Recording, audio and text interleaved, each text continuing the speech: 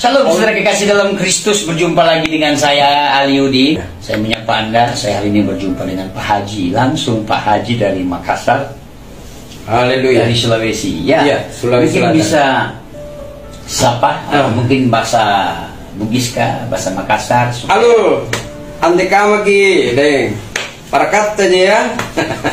Wajib ki. Saya Haji Abdul Tahir bersama dengan hambanya Pak Pendeta Aliudin. Saat ini saya bertemu di salah satu di Jakarta Pusat. Ya, saya bertemu senantiasa. Saya merasa bersyukur dan terima kasih kepada Tuhan Yesus karena Tuhan Yesus itu sangat baik. Meskipun saya latar belakang dari Muslim, ya, tetapi saya percaya bahwa Tuhan telah memanggil saya sebagai hambanya untuk senantiasa saya melayani Tuhan. Amin. Haleluya. Ya. Puji Tuhan. Walaupun saya juga baru mengikuti Yesus selama 6 tahun, tapi senantiasa saya ada mengalami satu perjumpaan dengan Tuhan dengan damai sejahtera.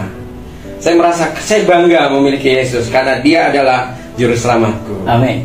Om, sebelum Om percaya dengan Tuhan, saya dengarkan katanya Om Haji. Ya. Bagaimana latar belakang sebelumnya waktu Muslim? Ya. Apa yang Om lakukan dan bagaimana keluarga besar semua? Saudara, kalau mau berbicara masalah latar belakang, memang saya naik haji sudah 2 kali. Saya bersama orang tua saya. Papa saya itu orang Makassar asli dan mereka sangat radikal. Radikalnya bagaimana? Radikalnya mereka betul-betul mereka apa artinya hidup dalam keislaman itu luar biasa. Fanatik lah. Fanatik ya. Ya, fanatik agama. Termasuk kakek saya itu, siapa yang tidak kenal kakek saya? Kakek saya itu adalah Kahar Musakar. Kahar Musakar ya? Di Makassar, Palopo, banyak orang-orang yang itu Kahar Musakar ya. kakek kita ya? Kakek saya. Aduh, ya, banyak orang-orang Kristen dia bunuh.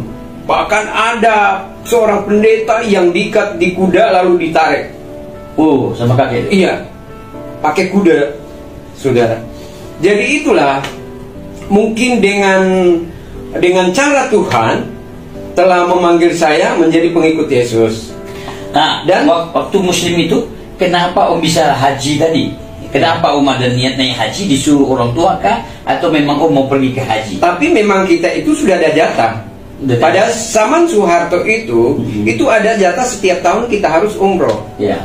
Nah, dulu kita pergi naik haji tahun 88, itu biayanya sangat kecil. Itu 6 juta sampai 8 juta.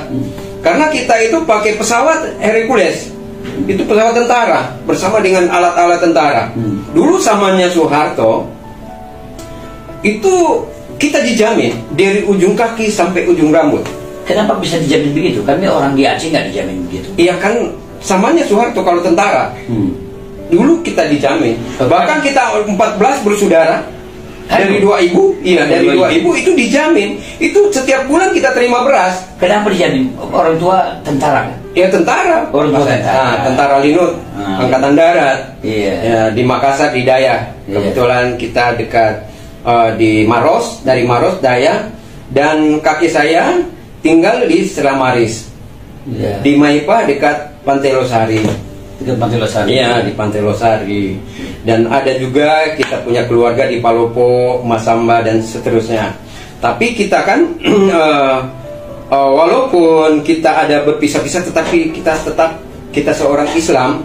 Artinya Islam itu adalah taat patuh kepada Allah Subhanahu wa taala adalah Islam. Muslim itu beda. Kalau Muslim itu adalah pengikut Muhammad. Ya. Kekristenan juga itu ya pengikut Kristus. Ya kan? Kristen itu bukan suatu agama sebenarnya. Ya kan? Oke, belum sampai di situ dulu. Ya. Bagaimana dengan keluarga? Mereka ibadah bagaimana, ketatan? Setelah saya menerima Tuhan Yesus itu prosesnya itu sangat tidak serta merta. Nah, bagaimana Om bisa percaya dengan Tuhan Yesus? Setelah saya kembali dari Pakistan, Pakistan, kan saya seorang dosen juga.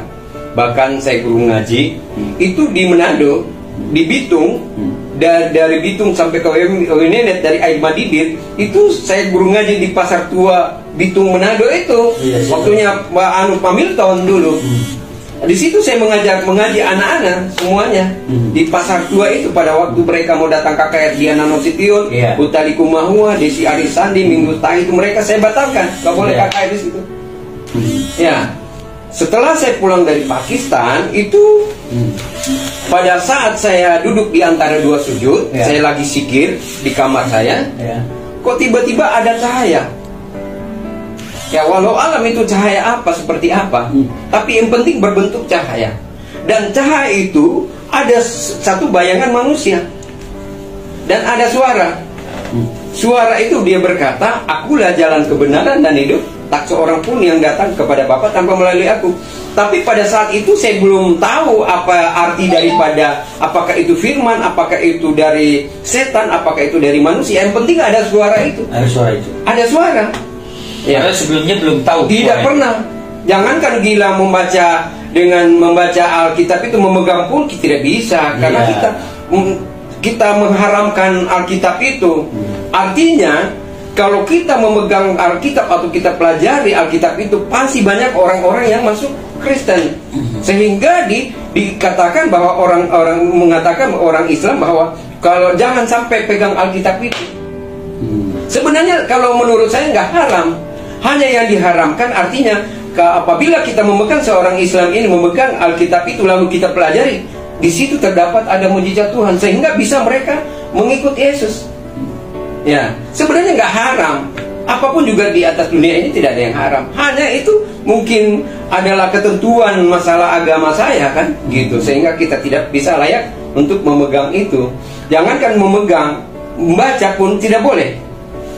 Membaca tidak boleh. Tidak boleh. Ya tidak boleh. Jadi saat saya lagi zikir, kita kan zikir harus membaca 33 kali 3. La ilaha illallah, Allahu akbar, alhamdulillahirabbil alamin kan? Berarti kita harus baca 99 kali kan? Zikir kan? Ya. Apa sebabnya kita zikir? Karena kita ini kan masing-masing mencari keselamatan dengan cara kita kan, apakah itu lewat zakat atau fitrah, berbuat baik. Tetapi menurut Alkitab, walaupun kita sudah berbuat baik, itu bukan satu jaminan kita harus masuk surga. Itu menurut Alkitab ya? Ya, menurut Alkitab. Oke, tunggu dulu. Kita masih seputar masa lalu. Bagaimana, titik apa membuat Om itu bisa menjadi percaya? Titik apa, di titik apanya sehingga mau percaya Yesus sebagai Tuhan? Jadi itu yang menyebabkan saya percaya kepada Yesus pada saat saya sakit. Sakit ya? Ya, sakit keras, hampir saya mati. Sakit apa itu? Pokoknya sakit, saya tidak tahu komplikasi. Pada saat saya duduk, saya berdoa, kedua kalinya setiap saya sujud di sujadah itu, seakan ada salib terngiang-ngiang di dalam pikiran saya, sehingga saya tidak melakukan lagi sholat. Pada saat itu saya sakit, saya sudah berusaha mengaji, bahkan saya menghafal ayatul kursi kan,